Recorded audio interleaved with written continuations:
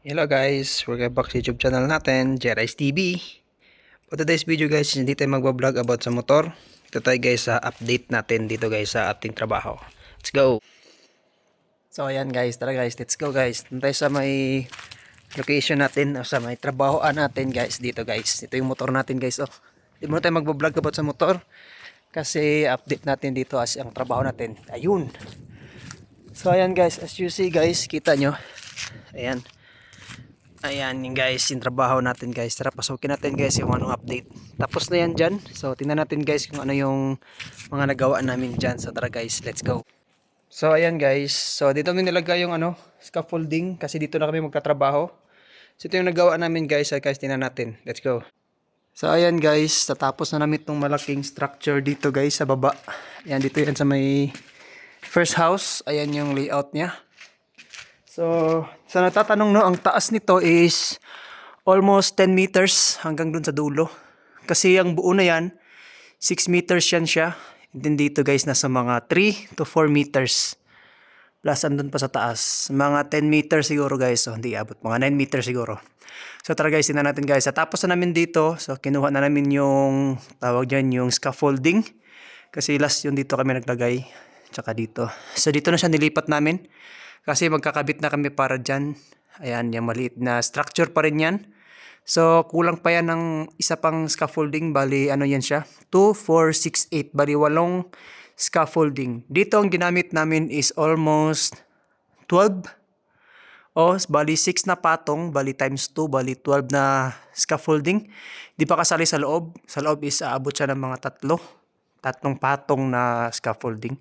So yun, nakita nyo guys yung naka-open dyan. Ayan, bintana yan. Katabi niya is bintana din, sarado siya. Dito is may bintana din sa gilid. So tara guys, check natin sa loob guys kung ano yung detalye ng trabaho namin. So tara guys, let's go. Pasok tayo. Guys, ito yung kwarto ng trabahante ng electrician. So may kinibit na kami na bintana dyan. Ayan. Temporary muna para masarado yung kwarto. At mahigaan nila dito guys. So, ayan yung kwarto nila. May fixed din dito. Ayan. Sa loob yan. Double glass pa rin yan siya. Ayan. Ito double glass din. Na 4 panels. So, akit tayo guys. Dito is temporary muna. Kinuha muna namin yung ang kanyang mga sliding kasi nilagyan namin ng salamin. Akit tayo guys sa second floor. Tara guys. So, ang update sa bahay ni boss guys is almost maraming nagawa kasi nagta-tiles na din sila. Ayan guys, Ayan, yung kwarto doon na tiles na. Saka doon sa taas. Ito muna tayo sa second floor para makita nyo yung tawag niyan. Yung structure natin. Update pala dito guys is, ayan. Nalagyan na nila ng tiles. Yan yung scaffolding. Ito yung susunod namin tatrabahuin. Dito guys is structure pa rin. Ayan. Layout niya is almost 15 pieces na salamin o yung panel niya. At dito yung tawag niyan is window. So ayan guys, ito yung isusunod namin na tatrabahuin. So ayan yung scaffolding sa labas. Kasi sa labas tayo magkakabit ng salamin. Ito yung layout niya. Ayan. Yan yung scaffolding natin. Dito yung dalawang window. Isa dito. Ito fix. At ito bintana, tsaka ito fix. Tsaka lahat is fix na. Bali dalawang bintana lang, ito tsaka ito. Dito tayo sa guys, sa kabila. So, dito sa kabila naman is ayan na. Ito na yung finished product namin. Ayan, hanggang papunta doon sa pinakamataas. Ayan, di pa pala sila nakapag dito tawag nakapag tiles. Ayan. Ito tiles pa yan, yung flooring. At yung window natin guys, yan, tingnan natin, buksan natin. Ito is nakabukas na. Ito buksan natin, ito is nakasirado. Pag ganyanin mo siya, open na yan siya. Tintulak mo lang. Ayan, open na siya guys. So, tingnan natin sa labas guys kung ano yung forma niya. Ito yung niya, detalye. Nagkabit kami ng 4-bar Australia yung brand. BBC. 16 inches yung taas niya. Na 4-bar. Pang talaga guys, pang structure para siya yung hahawak. Hindi siya yung bigat ng salamin. Siya yung hahawak pa, hindi siya bababa. Ginawa kong lock guys is double lock pa rin, pang double to siya. Kinonvert ko lang. Ayan guys, Nakikita nyo ba? Yan yung detalye ng lock niya. So, dalawang lock dito tsaka dito. Para mas kapit siya, dalawang kapit yung lock niya dito tsaka dito. So, ito is bintana rin. Buksan natin. So, ayan siya guys. Napaka-smooth siya. Ayan guys, oh, napaka-smooth niyan. So, yan yung layout niya guys. Ito, may sticker pa doon. Hanggang doon sa pinakataas.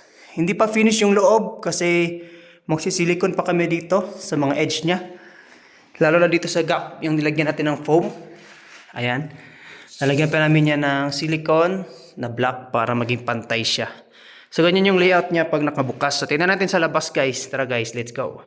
So, ayan siya guys. Yan yung forma niya pag nakabukas. Ayan. Ito yung malapitan na view. Sa gilid guys, sa nagtatanong. Gilid siya is glass pa rin. Ayan yung gilid niya. Bali, ginamit ko lang is, yan yung joint ng glass is wala yung aluminum. Kita niyan sa loob mamaya. So, ganyan yung layout niya. May bintana dyan. Fix yan papunta doon sa kabila. Tapos may fix. So, tingnan natin yung point of view sa malayo guys. Tara guys. So, ayan guys. Ito yung view niya pag nasa malayo. Dito sa may kalsada. Ayan, nakita nyo guys. Yan yung pag naka-open siya. And then dito sa gilid is, ayun, yan. Glass pa rin siya. May bintana isa. Yan yung layout niya. So, yan yung layout niya guys. Ganyan. So, para siyang building no na maliit. Na residential type. Maraming nagpipicture dito, nagtatanong kung magkano daw ito. At bronze na bronze yung kulay niya guys. So siguro ito yung kulay na ikukulay ni boss sa bahay niya. So ito yung tatapusin natin. At saka guys, i-close natin guys para makita natin kung ano yung difference pag nakasirado yung mga bintana. Pero guys, close natin yun. Tapos video natin balik dito. Let's go. So ayan guys, ito tayo sa taas. Close natin sila. Ayan. Malambot lang yung isarado guys. Ayan, ganyan lang siya kasirado guys. Tapos, twist nyo lang pa ganyan para right. Kasi dapat right hand yung hawak para magsasarado ng bintana. Ganyan nyo. Pull. Tapos balik. Ayan, kapit na yan. Kapit na yan siya. Sa kabila rin. Close natin. Medyo malikabok lang kasi maraming nagtatrabaho dito. Pull, tapos ganyan. Wala ka makitang singaw dyan kasi lagyan ko yan ng mga rubber. At sinilant natin. Dito, may remaining pa. Silikon natin yan. Lalo dito sa mga gap. So, tingnan natin sa labas guys. Ayan pala guys, yung nagtatanong no, yung joint. Yan. Nag-iwan ako ng gap dito guys. Medyo mga, almost mga half centimeter. O nasa mga 1/2. Yung gap niya, hindi masyadong dikit yung glass. Glass to glass kasi siya. So naglagay lang ako ng allowance para hindi delikado kasi gagalaw ang glass guys. May tendency mababasag yung mga glass lalo na sa mga joint na ganito. So nag-iwan ako ng gap dito guys. Ayan. Ayan, may gap yan siya. Tsaka glass to glass yan hanggang doon sa pinakataas. Naka-degree yung aluminum. Ayan. Yan yung layout niya sa loob. Yung naka-joint sa corner. Yan yung corner guys. So dito guys, may butas siya kasi naglagay kami ng screw dyan. Lagyan natin yan ng rubber. So, tingnan natin sa labas guys kung anong layout nito. Okay. Yan yung inside niya. Ayan, napakaganda guys. Flooring to ceiling to siya. Yung layout ng structure natin. So, tara guys, tingnan natin sa labas. Let's go. So, ayan guys. Ito yung nasa labas tayo guys. Ayan. Yan yung perspective niya or view niya pag nakasarado. So, ayan. So medyo halataan siya konti no, yung bintana. Kasi hindi natin sinusiro kasi may gap yan siya. Para smooth siya isarado at saka i-open. Ayan guys. So ganyan yan siya pag medyo malapit yung view. Ayan yung dalawang window guys. Tsaka fix niyang gitna. Tsaka nakasilant na yan guys para hindi talaga makapasok yung tubig. Testing pa natin yan kung mapasok ang tubig. Dito sa gilid guys is ganyan yung layout. Ayan guys oh. Yan yung bintana. Fix yan siyang tabi hanggang doon sa pinakataas. Yung joint sa dulo guys is corner is nakasilant yan siya. Ayan o.